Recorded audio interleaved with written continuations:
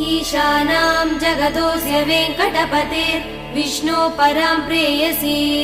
तद्वक्षस्थलनित्यवासरसिकां तक्षान्ति संवर्धिनीं पद्मालङ्कृतपाणिपल्लवयुगां पद्मासनस्तां श्रियम्